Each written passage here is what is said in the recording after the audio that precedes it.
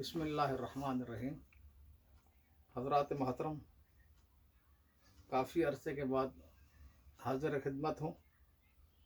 اب پوری دنیا میں جو صورتحال ہے کہ ساری شیطانی اور دجالی طاقتیں کفر کی اس بات پر تلی ہوئی ہیں کہ عالم اسلام سے اسلام اور مسلمانوں کو صفایا کر دیا جائے، اور ایمان والے واقعتاً اللہ کا خوف رکھتے ہیں، اللہ کو پہچانتے ہیں، ان کو تو ایک رات میں 1 منٹ بھی آرام کرنا مشکل ہے، حالات سے اتنے زیادہ تنگ دل ہیں۔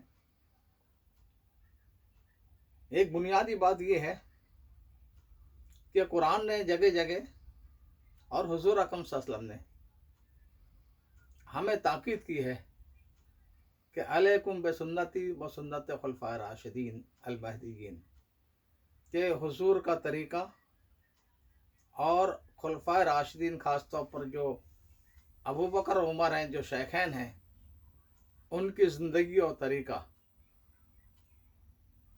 اس کو لازم پکڑ لو، مضبوط پکڑ لو،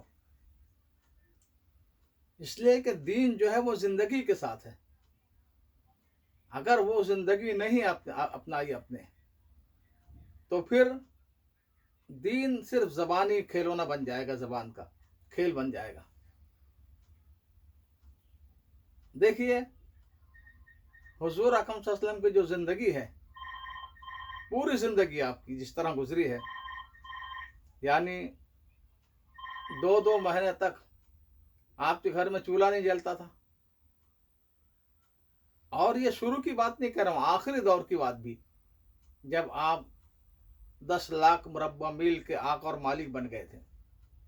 وفات اس حالت میں کہ آپ کی ذرا یہودی کہاں پر رہن رکھی ہوئی ہے، زیتون کا تیل تھوڑا سا آیا کہیں سے تو سوچا کہ اس کی روشنی کے لیے بنا لیں اس کی بتی۔ حضرت عائشہ نے فرمایا کہ ہمیں تو چکھنے کے لیے نہیں ہے۔ تو جو زندگی حضور کی تھی، اس کی ہمت تو کوئی بڑے سے بڑا عالم بھی آج نہیں کر سکتا۔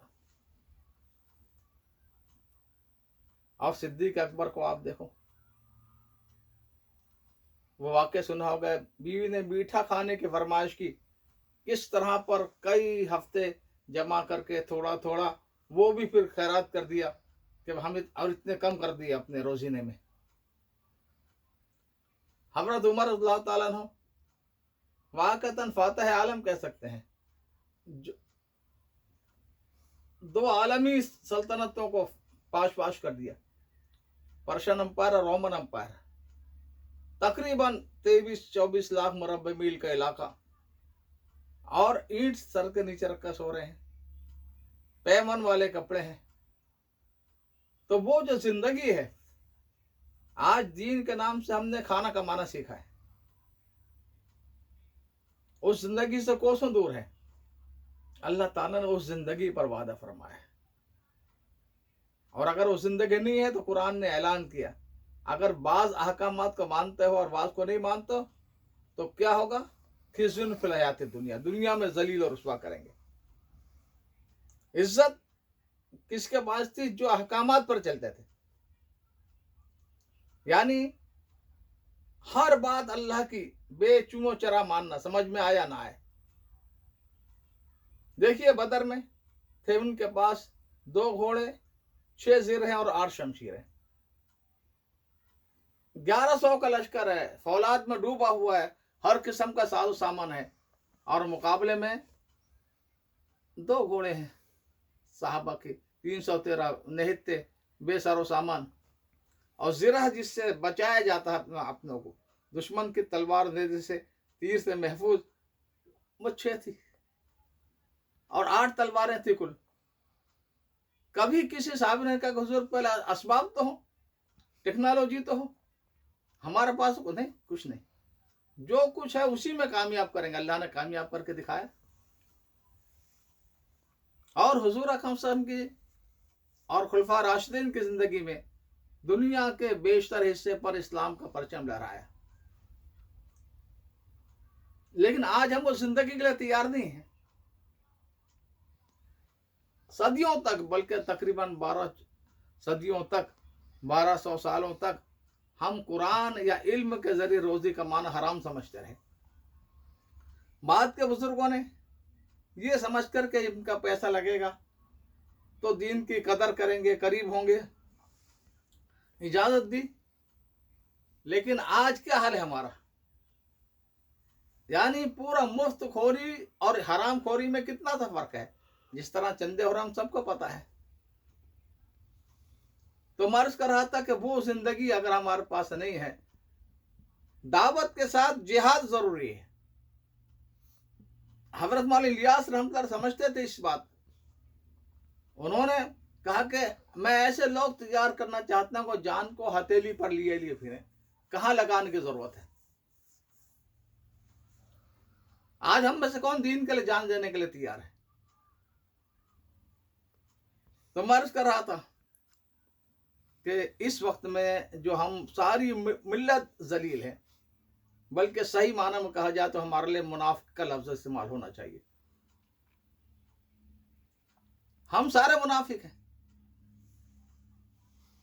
अब एक तालिबान उठे हैं और वो 100% दीन पर चलना चाहते हैं। पूरा आलम इस्लाम उनके पीछे पड़ा हुआ है। वो मुतालबात लेकर कि अमेरिका जो कहता है वो मान लो, वो हमारा भी बाप है, आका है, तुम भी अपना आखिर बाप बना लो। और अमेरिका क्या चाहता है? वो ये चाहता है कि इस्लाम का कोई चीज ना रहे। मसलन तालिबान की लड़कियों की टीम क्यों नहीं आ रही हॉकी खेलने के लिए? यानी उसका मुतालबा सिर्फ इस पर नहीं होगा, भाई सिनेमा घर भी खोलो, शराब खाने खोलो, जुआ खाने खोलो, हर किस्म की जिनसी आज़ादी की इजाज़त दो, मर्द की मर्द से, औरत के औरत से शादी की इजाज़त दे, उसके मुतालबात तो कम नहीं होंगे। और डेमोक्रेसी मैं पहले बार बार कह चुका हूं, डेमोक्रेसी क्या है? जमहूरियत ये है कि कहा तो जाता कि अवाम की हुकूमत अवाम के नुमाइंदों के जरिए अवाम के फायदे के लिए, लेकिन हकीकत में डेमोक्रेसी है कि सरमायादारों की हुकूमत सरमायादारों के एजेंटों के जरिए सरमायादारों के मफाद के लिए। आज दुनिया में यही है। गुज़श्ता जो इलेक्शन हुए थे भारत में, 600 अरब डॉलर खर्च हुए। अभी पाकिस्तान में मैंने देखा कि सुल्तान महमूद का बेटा कश्मीर में कामयाब, वो नाच रहा है। भाई काय का नाचना? इसने एक जिम्मेदारी आई है। और ये जमहूरियत जो है वो सिर्फ एक खेल है यहूदियों का और नसारा की इत्तिबा करने का। जाहिर बात है तालिबान इस हालत में जिंदगी गुजारी उन्होंने गुज़श्ता 40-50 साल कि सब उनके खिलाफ था। देखिए पहली जंग कैसी में आधी दुनिया एक तरफ, आधी दुनिया एक तरफ। दूसरी में यही हाल, वियतनाम में चाइना और जापान, और ये चाइना और उसके साथी रशिया एक तरफ और अमेरिका एक तरफ।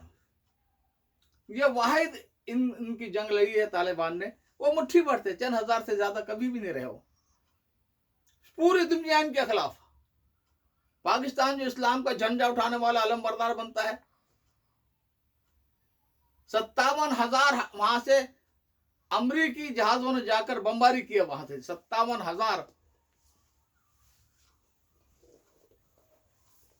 और वो नेक लोग तहज्जुद गुजार अल्लाह के उनको 600 आदमियों को पकड़कर मुशर्रफ जैसे हुक्मरानों ने उनके हवाले किया। उसके मुल्ला ज़ईफ जो सफ़ीर थे पाकिस्तान में अफगानिस्तान के, उनकी हालात ज़िंदगी पढ़े आप। कहते मुझे इस पर रोना शर्म आई कि पाकिस्तान के फौजी खड़े हैं, मुझे वो नंगा कर रहे हैं और मुझे मार रहे हैं उनके सामने, और मैं तो गैरत के मारे मर गया, लेकिन इनको शर्म नहीं आई पाकिस्तानियों को। तो मैं अर्ज कर रहा था कि पाकिस्तान में जितने सहाफ़ी हैं, हामिद मीर से अयाज मीर तक, ये सारा मीडिया किसका है? पूरी दुनिया का मीडिया भी इनका है, मगरिब का है। और मगरिब के पीछे असल यहूदी आका जो बैठे हुए हैं, सेहूनी जो हैं, सारा मीडिया उनका है। और हम वही देखते हैं, वही सुनते हैं, वही वही सोचते हैं जो वो चाहते हैं। हमने इतना भी नहीं कर सके कि ये रिसर्च ही कर लेते हम। मसलन फ्रांस है, अब उसका जो सदर है, जिस तरह वो हुजूर के बारे में बकवास करता है और खाके बनवाता है, मेरी तहकीक की है कि वो सेहूनी मसीही नहीं, यानी वो मसीही जो सेहूनी के गुलाम है वो नहीं, बल्कि खुद सेहूनी है। और डेमोक्रेसी आएगा तो उनके वाली, जैसा अलजायर में शुरू हुआ था, इस्लाम का नाम लेने वाले थे, तो देखा ये जीत रहे हैं तो फौरन फौज के जरिए से कर्फ्यू लगाकर लाखों को कत्ल किया फ्रांस ने। आज एक ने अगर गर्दन किसी को उड़ा दी, वहां पर काट दी, तो शोर मचाते हैं। इनका पूरा म्यूजियम है, 32,000 खोपड़ियां उन मुजाहिदीन की, हीरो की, वो ऐसे लोग जिन्होंने कुर्बानी दी है, उनकी खोपड़ियां उनके पास है। मांगी तो 2-5 भी देने के लिए तैयार नहीं। पूरा अफ्रीका को चूस के, सारे खजाने लूट के मगरिब ने। लेकिन ये बात हमें कभी रिसर्च ही नहीं की। मसले हिंदुस्तान में जो आए थे, जनरल डार जैसा बदबख्त जिसने निहत्तों पर गोलियां चलाई जलियांवाला बाग में, और आखिरी वायसराय माउंटबेटन, और कितने वो यहूदी थे सारे। यहां तो खून रगों में दाखिल है। तो गोया पूरा यूरोप और अमेरिका का हर शोबा, यूएनओ को आप देखें, यूएनओ में 99% जितने शोबे हैं उनके जिम्मेदार जो हैं वो सेहूनी है। खा वो नाम किसी भी मुल्क को, यूरोप अमेरिका के किसी भी खित्ते को हो, तो आज पूरी दुनिया इस पर तुली हुई है और हम इस्लाम की जिंदगी करीब आने के लिए तैयार नहीं है। देखिए 1803 में इन्होंने कब्जा किया हिंदुस्तान पर, मुसलमान सल्तनत को खत्म करके। 1804 में शाह अब्दुल अजीज ने ये कहा कि दारुल हरब बन गया है, जिहाद का फतवा दे दिया था। लेकिन अमली तौर पर हम क्या करते रहे? इन्हीं के पिट्ठू बने रहे। समझाया लोगों ने, मिस्र से वहां के रशीद रजा जो मुफ्ती आजम जो थे पूरा मुमलकत इस्लामिया के, ज़ाहिदुल कौसरी के शागिर्द थे, उन्होंने आकर देवबंद में समझाया कि तुमने सारी ताकत झोंक दी आजादी के लिए, तुम क्या समझते हो उसके बाद तुम्हारी हुकूमत आ जाएगी? दौर बदल चुका है, अब डेमोक्रेसी होगी, गिना जाएगा कौन तादाद में कितने हैं। लेकिन हमारे बुजुर्गों को समझ में नहीं आया। अभी मैं किताब पढ़ रहा था गुलोल आलम वाला अंजर सा कश्मीरी की, उन्होंने अजीब अजीब वाक़ात लिखे। एक वाक़े ये लिखा कि दिल्ली में इजलास आम है,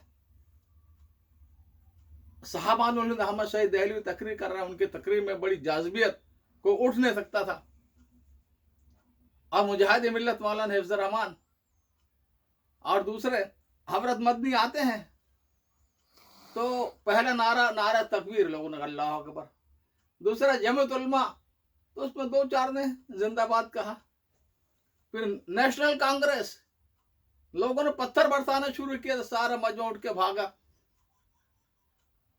फतेहपुरी की मस्जिद और उधर अतराफ में जो शाह कलीमुल्लाह की दरगाह, फिर जमा करके लाए, फिर हजरत मंदी के 3 नारे। भाई क्या हो गया आपको? डॉक्टर मनोहर राम लोहिया एक बड़ी शख्सियत थी बिहार की, वो हजरत मदनी से मिलने के लिए आए। उनके हाथ में अखबार था सुबह का, कहा हजरत मदनी को कहा कि आपने क्या सुबह ये बयान दिया है कि हर मुसलमान को चाहिए कांग्रेस को वोट दें।